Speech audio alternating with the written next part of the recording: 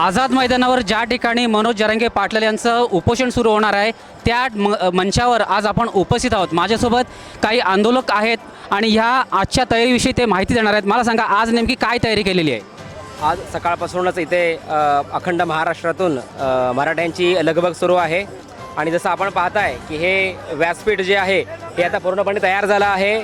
आमचे जे नेते आहेत, आमचे जे मार्गदर्शक आहेत माननीय श्री जरांगे पाटील यांच्यासाठी हे पूर्णपणे स्वागतासाठी किंवा उपोषणासाठी हे व्यासपीठ पूर्णपणे तयारी झालेली आहे।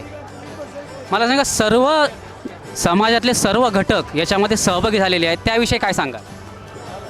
एकंदरीत उत्साह किती आहे?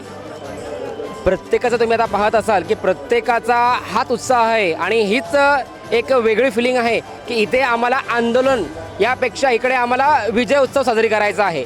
आज प्रत्येकजण येताना गुलाल घेऊन आलेला आहे आणि आज जेव्हा संध्याकाळपर्यंत किंवा दुपारपर्यंत जरांगे पाटील इथे पोहोचतील त्यावेळी आम्हाला इथे विजय उत्सव साजरी करायचा आहे। आमचं हेच फिलिंग आहे आणि आमचा हा जो जल्लोष आहे त्यासाठीच आम्ही हे व्यासपीठ तयार केलेलं आहे। ताई, मला सांगा, महिला वर्गामध्ये आणि तरुणीमध्ये नेमकी काय प्रतिक्रिया आहे?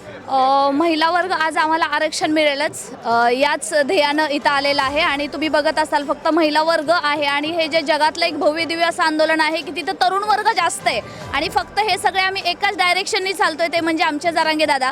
ते जर सांगितलं की आम्हाला ओबीसीमधून मराठ्यांना आरक्षण मिळालं आहे, तुम्ही बंद करा, तर आम्ही हा स्टेजसुद्धा लगेच एका तासामध्ये आम्ही खाली करायला तयार आहे। पण आमची मागणी, जोपर्यंत आरक्षण मिळत नाही तोपर्यंत आम्ही आझाद मैदान काय मुंबईतूनच आम्ही मराठे हटणार नाही आहोत, हा ध्येय घेऊन आम्ही इथं मैदानात आलेलो आहोत।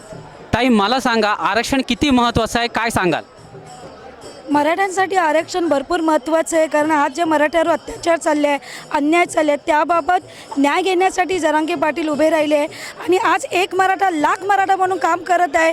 त्यामुळे आम्हाला प्रत्येक मराठ्यांचा अभिमान आहे आणि महाराष्ट्राच्या जर्यातून माणूस इकडे आला आहे कारण मराठ्यांना आरक्षण मिळावे म्हणून। आज तुम्ही सहभागी झालेले आहात, जे सहभागी झाले नसतील किंवा जे सहभागी झाले आहेत त्यांना आपण काय सांगाल?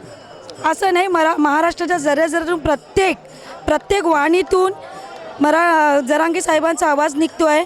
असं नाही आहे की लोक नाही आले, भरपूर लोक आले, परंतु इथे जागा कमी असल्याने काही लोकसंख्या बाहेरही वाट बघत आहे की जरांगे पाटील, आमचे जरांगे दादा कधी येतील आणि कधी आमचे दोन शब्द ऐकून घेतील, आमच्या प्रश्नांना उत्तर देतील आणि मराठ्यांना आरक्षण मिळेल। धन्यवाद ताई। आपण पाहत आहात, ज्या ठिकाणी आंदोलन होणार आहे, ज्या ठिकाणी मनोज जरांगे पाटील उपोषणाला बसणार आहे, तो हा मंच आहे। हा मंच भव्य दिव्य असा तयार करण्यात आलेला आहे आणि या ठिकाणी जल्लोषपूर्ण घोषणा देणारे कार्यकर्ते आपण पाहत असाल। त्याचप्रमाणे माझ्या पाठीमागे मी कॅमेरामॅनना विनंती करीन की त्यांनी जथ्थेच्या जथ्थे जसे या ठिकाणी येऊ लागलेले आहे ते दाखवावेत। प्रत्येकाच्या डोक्यावर टोपी आहे, घोषणामुखामध्ये आहेत एक मराठा लाख मराठा, खांद्यावर भगवा ध्वज आहे आणि गळ्यामध्ये शेले घातलेले हे असंख्य बांधव या ठिकाणी दाखल होऊ लागलेले आहेत। मी कॅमेरामन संदीप हरमलकरसह सुनील साळवी, टाइम्स डिजिटल, मुंबई।